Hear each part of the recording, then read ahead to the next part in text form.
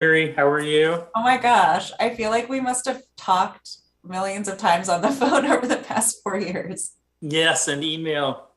I know. Anyways, it's really nice to see you. You Thank you too. all for joining. Good to see you, Suzanne. I think we've chatted in the past, and thank you for being on today.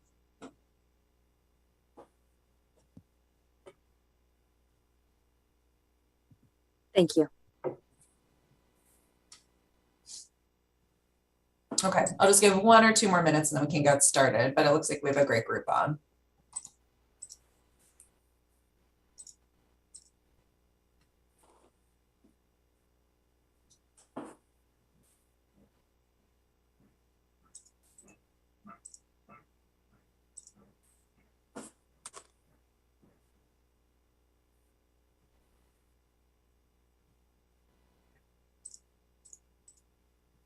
Okay, well, I just want to respect everybody's time. So I say we will just get started. And if others join, that is wonderful as well.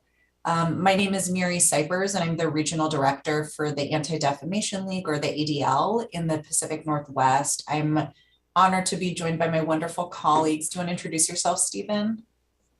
Sure. Stephen Paolini. I'm the Associate Regional Director for our local office here in the Pacific Northwest.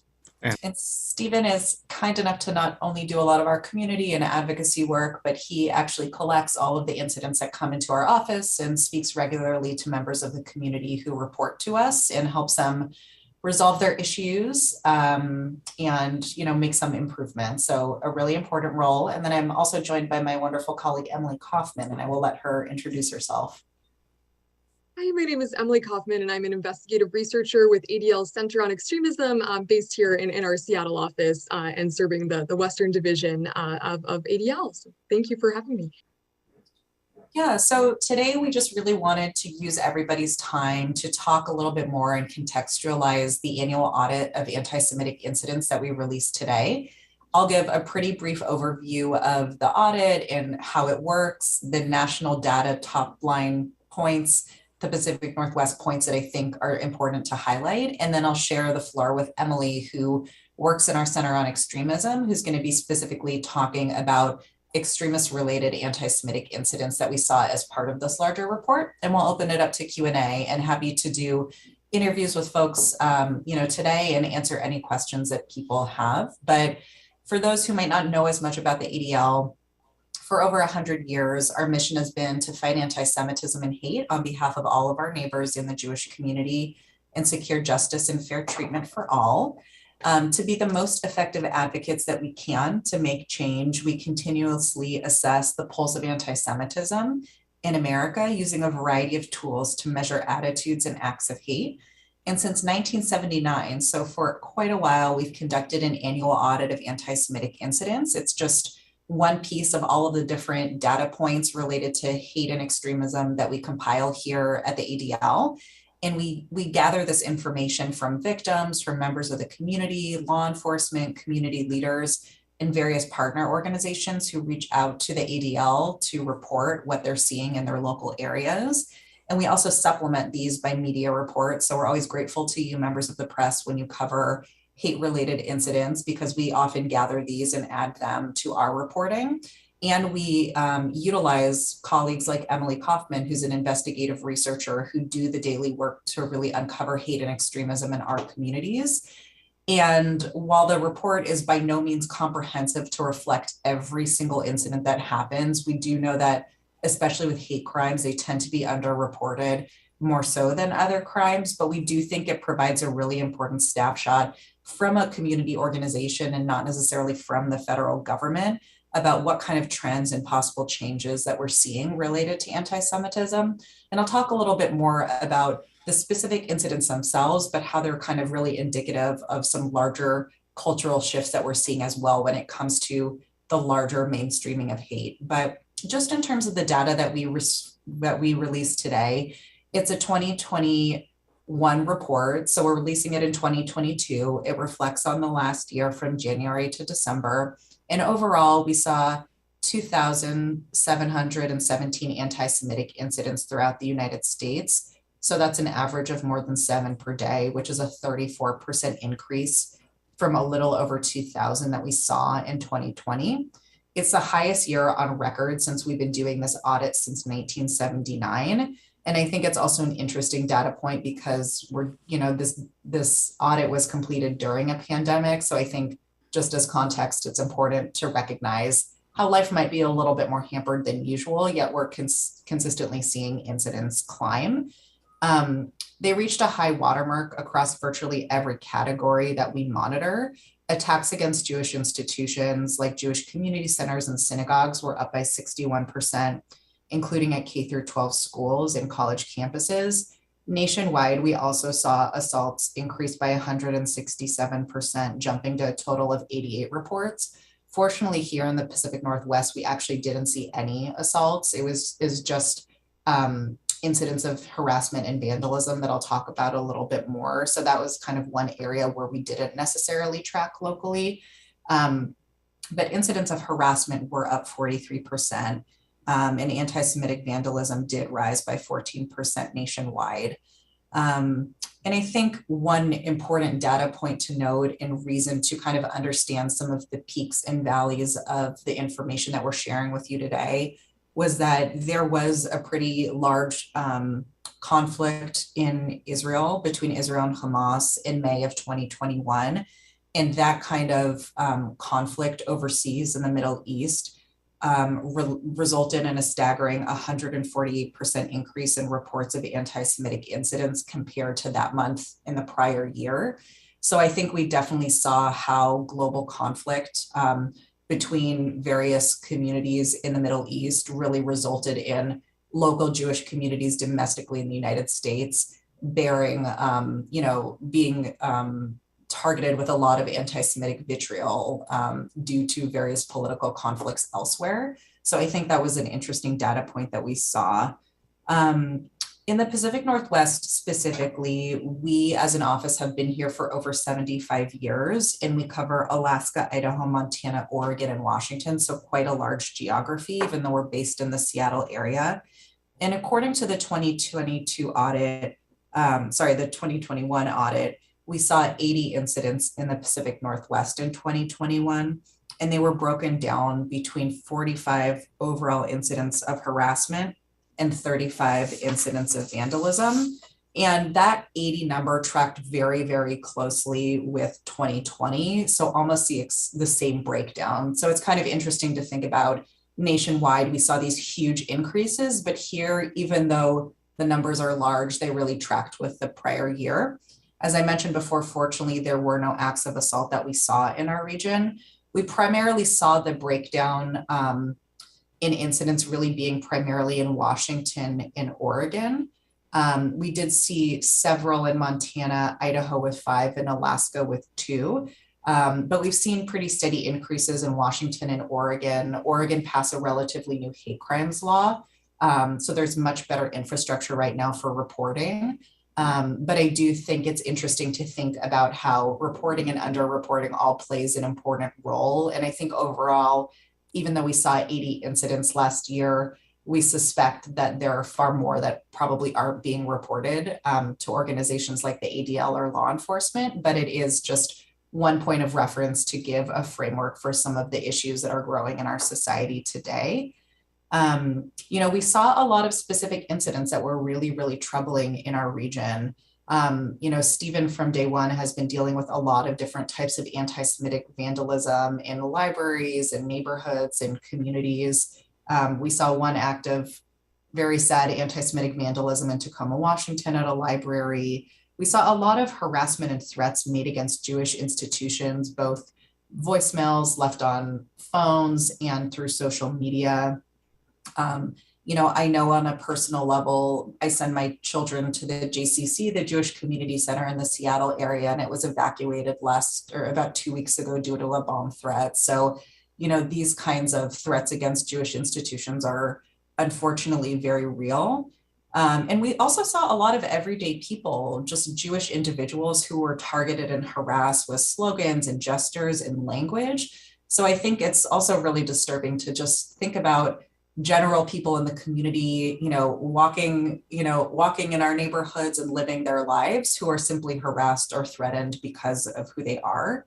And I think just like stepping back on a more macro level, what's so disturbing about these findings is that hate crimes are different than other crimes in that they target an individual because of their identity, but they target an individual and send a message to an entire community that that community is not welcome. And I think what's really powerful about ADL's data is that it not only captures crimes, but incidents as well. Not every incident rises to the level of a crime. Not everything is prosecuted, but I think it gives a fuller and more holistic picture about what people are seeing and experiencing on the ground.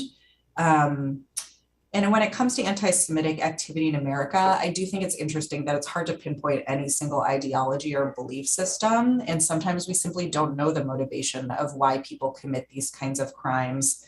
I think there's often a tendency to assume that everybody that commits these kinds of crimes are extremists, but what some of my friends in Seattle Police Department have corrected is that a lot of times they are acts that are done by everyday people. So I think it's an important notion to correct and better understand how extremism plays a role in anti-Semitism today.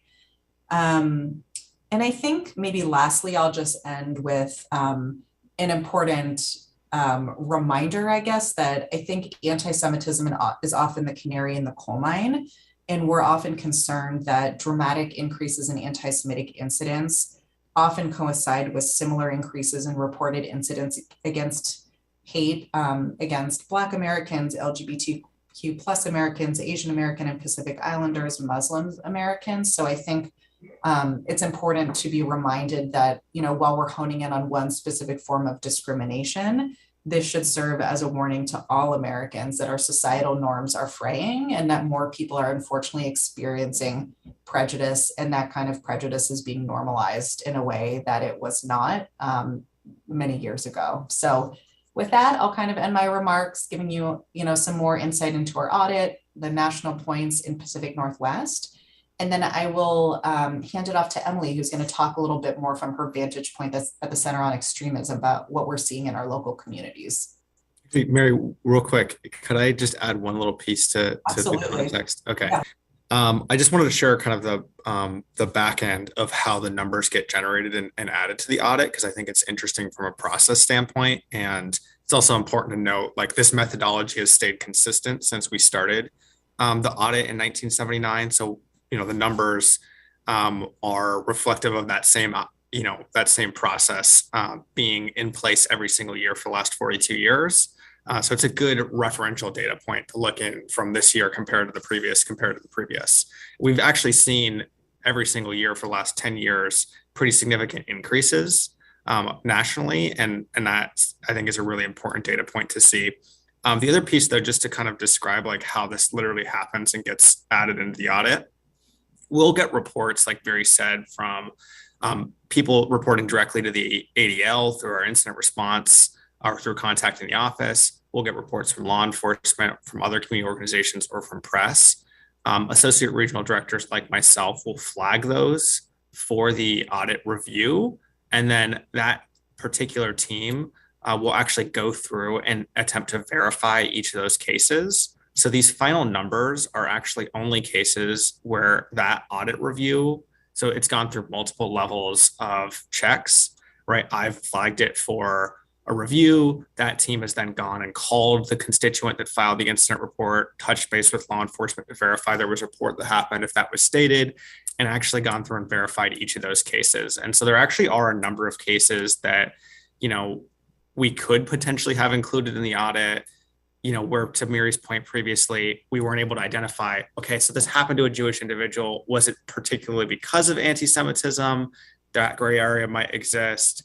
So this incident was reported to us, but we weren't able to get in touch with the constituent. So we're not going to go ahead and include that because we don't have like evidence that it's a credible case. So there's actually, I just think it's really important to take a look at these numbers, not as this is the number of anti-Semitic incidents that occurred in our region, and rather look at it instead as this is a snapshot into what that number looks like relative to previous years, given the same methodology each year for the last 42 years. So I hope that makes sense. Like, this is by no means an overarching, this is the comprehensive total number of incidents that have occurred within this category.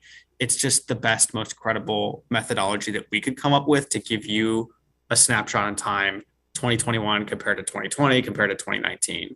And the last thing I'll just say is these incidents really, even if they're not, assault, which is, I think a very egregious case, some of these are very, extremely concerning incidents. And they range from, a woman that I was working with in downtown Seattle whose, car was broken into because it had a mezuzah on it, which is a Jewish symbol, to a business owner in Portland who is a Jewish business owner that had, spray painted on his window, "Kill all Jews," with an arrow pointed to the logo of his business. Right. These are the ranges, those are both vandalism, but those are, incidents that make community members feel deeply unsafe in their own community. And that's really what we're talking about. Propaganda incidents, as I think Mary mentioned, neo-Nazi extremist organizations, or just everyday people doing, leafleting outside of an Anne Frank memorial, with white supremacist propaganda. I'm actually not even sure if that would be included in the audit necessarily, but these are the range of the kinds of things we're dealing with. Mary mentioned we've seen actually quite a few incidents at public libraries this year. There was a library in Tacoma at the Lakewood Public Branch, I believe, and I can verify that for folks, but where they, had their property broken into and, Nazi symbols spray painted on the floor and on the windows as well. A huge number of vandalism incidents in Snohomish County, with local extremist groups. So there's a range here of what's happening, and even though it's not, assault, it's actually very serious, and invasion of people's property, threats of violence, and it can really rise to a very egregious level, even if it's not in that category of assault. So that's just the context I wanted to add. Thank you so much, Stephen. I appreciate that. And as our, person in our office in taking calls and reports and really dealing with this on a day-to-day basis, yes, appreciate all that you do. Emily, I will leave it to you to kind of round us off before Q&A and focus on extremism and how it connects to the audit. Absolutely, and I'll try to keep this brief, and thank you so much to Mary and Stephen for your context there. So just by brief way of introduction on what the Center on Extremism does. So at our Center on Extremism, our staff monitors, exposes, and disrupts extremist threats and activity on the ground and online. We share our expertise and support law enforcement, the tech industry, community groups, and other constituents. And as ADL's research and investigative arm, the Center on Extremism is a clearinghouse of real-time information about extremism and hate of all types. Where Center on Extremism staff regularly serve as expert witnesses, provide congressional testimony, and speak to national and international conference audiences about the threats posed by extremism and anti-Semitism. But without further ado, I'll get into some of the trends that we're seeing in the audit that relate to extremism, and also some trends that are not only kind of done by extremists, but that we've seen kind of happen increasingly over the span of 2021. So in Boise, Idaho in December, for example, we saw individuals associated with the anti-Semitic Goyim Defense League, including known white supremacists, distribute propaganda that claimed, and I'm quoting here from the propaganda, that every single aspect of the COVID agenda is Jewish. So the Goyim Defense League is a loose network of individuals connected by their virulent anti-Semitism. This is a small group that's led by John Minadeo II of Petaluma, California, and they attract a range of anti-Semites and white supremacists who are motivated and united by their hatred of Jews. GDL's overarching goal is to vilify Jews and spread anti-Semitic myths and conspiracy theories, right? You might get that just from their name, right? Which is a play on ADL, our organization. They're using the term Goyim Defense League to play on non-Jewish people, kind of defending them. That is what their name means. But what this group does with everything from their Name the Nose tour, using this gross stereotype to expose Jewish influence by sharing the names of Jewish people in positions of power, to dropping banners, to distributing propaganda, rightly provoke these strong visceral reactions. But the good news there is that ADL has identified nearly every member of GDL and are in constant contact with law enforcement on their activity. And in addition, what I like to kind of bring up when we're talking to especially folks in the media is that what this group seeks is publicity. And this is the oxygen we want to deprive them of. So we do encourage anyone who may see their activities to report it to us and to law enforcement, but to also avoid giving them more publicity by sharing their propaganda or banner drop images on social media. Other groups that were responsible for perpetrating anti-Semitic harassment and vandalism in the Pacific Northwest in 2021 included Folks Front, 14 First, and the New Jersey European Heritage Association, in addition to Patriot Front. So these organizations all engage in passing out anti-Semitic literature and participating in anti-Semitic vandalism as part of a strategy that is common among white supremacist groups because these efforts have a potential to reach a large audience while posing relatively low risk to the participants, right? So for each of those white supremacist organizations I just mentioned, propaganda is a really good strategy for them and one that they prefer because it is so low risk.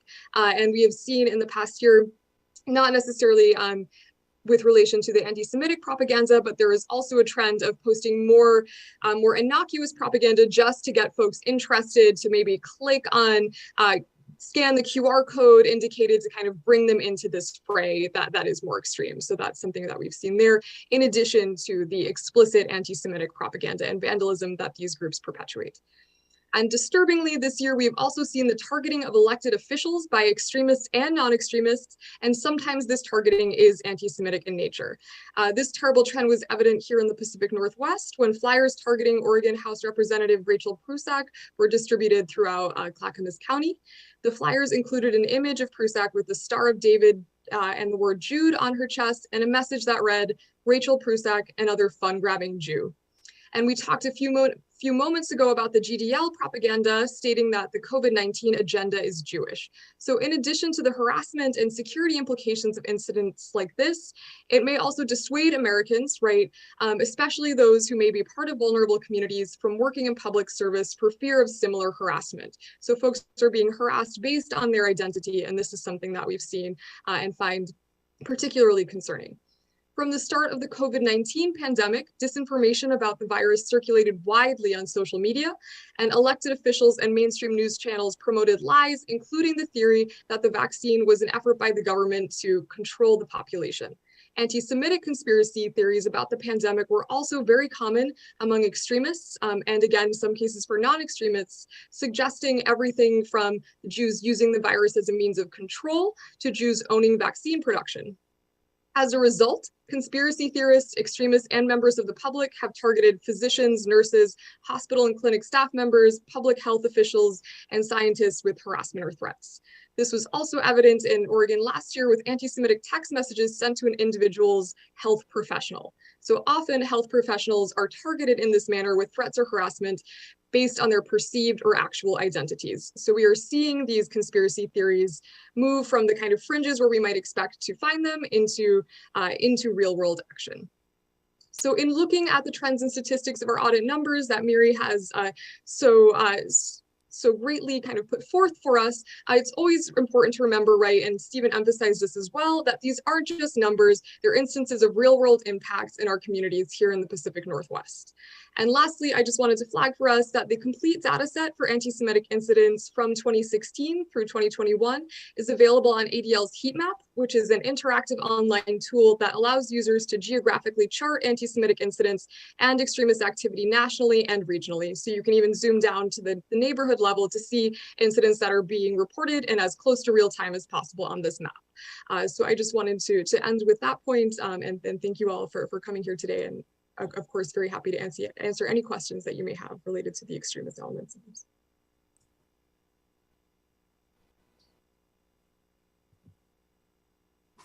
I'll go ahead and ask a quick question, please. My name's Suzanne with Como.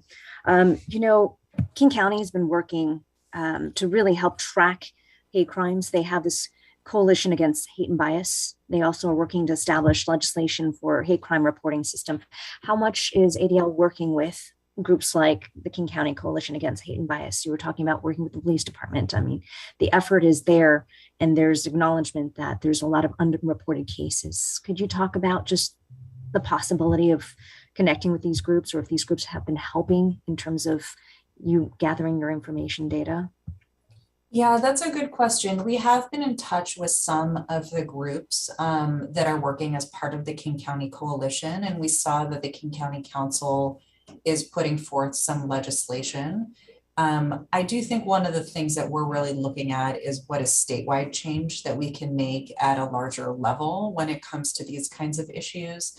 What I was referencing before in Oregon, I think is a really powerful model for what we need to see here in Washington, which is basically an investment by the legislature coupled with federal funds for multi-million dollar investment in a statewide hotline in which professionals are staffing this hotline 24/7 and can connect people with the proper resources, have really vast relationships with law enforcement and different community organizations. And due to this kind of effort and the infrastructure that they've put in place, they've seen Oregon, I think, rise to the third highest per capita level of hate crimes nationwide because so many more people are reporting and their system is doing so much better. So I think one of the concerns that we have at ADL is a lot of times in a particular state, a lot of efforts can be a little bit piecemeal and aren't always complementary. So I think we're really trying to think in the big picture, what can we do as a state to really ensure that residents of King County and also every county in the state that I live in are able to have full protections, which we did pass a couple of years ago in the legislature. But now I think what we're really focusing on is how do we actually implement the resources? So there's more training for law enforcement, there's more of a victim-centered approach. So members of the community who experience anti-Semitism or any form of hate actually have a central place to really go to feel supported. So I think those would be some of the areas that we're really looking to work on in 2023 in the legislature. Yeah, I'll just add really briefly, Mary, on that point. The Oregon is a fantastic model. It's the Oregon Civil Rights Unit, which is through their Department of Justice, their AG's office. One of the really transformational aspects of the work that they're doing is it's not just a reporting system. They actually have tangible resources that they're able to provide to people that report. One of those barriers, right, is in the vast majority, frankly, of the cases that I deal with, there's not going to be a criminal prosecution element to it. Somebody's house, somebody's car gets broken into in the middle of the night, somebody's business gets vandalized. There's not an opportunity there in most cases to find the perpetrator and put them to justice. And so, what Oregon has done that I think is really transformational is they've actually opened up, real dollars, real resources to provide to people that report hate and bias incidents that are not required to go through a criminal prosecution to be delivered. And that really increases the likelihood that people, as soon as they start to understand that those resources exist, that they're actually willing to report it, that they believe something's going to happen. I may get access to funds if I'm a business owner to put a security camera in front of my window that got vandalized, or maybe I'll get funds to repair that window. Or maybe I can help get funds to fix my car, or relocate because my landlord is, using anti-Semitic slurs against me. Those things are, if you're in that situation and you don't have faith that anything's going to happen because you think it's unlikely that the perpetrator will get caught, that's really one of the barriers to reporting. And so it's not just creating a reporting system, as King County is suggesting, although that's a great step. It's actually connecting that with resources that then somebody feels like there's some way that they will be made whole. So I just wanted to add that piece of it and why we're really looking to a statewide aspect here as well. It's just so important that people aren't confused about, boundaries or jurisdictions of where there are or aren't resources. We want a solution that is, not to take anything away from the work that King County is doing. It's fantastic work. It needs to happen. But, the aspect here of going for something statewide is really important too.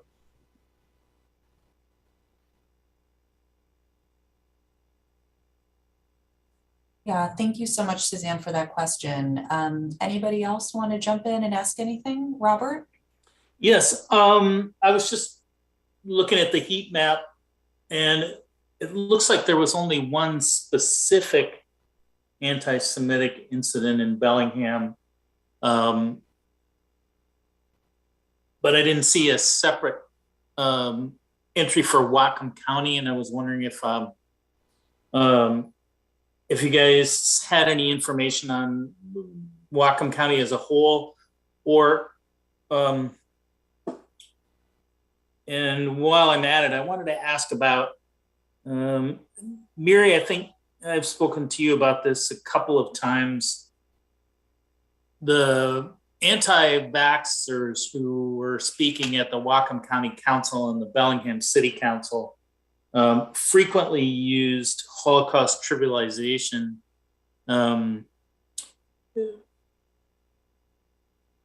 in their statements. And even after I think, Miri, I think you know that my oldest daughter has an advanced degree in Holocaust history and is a Holocaust educator.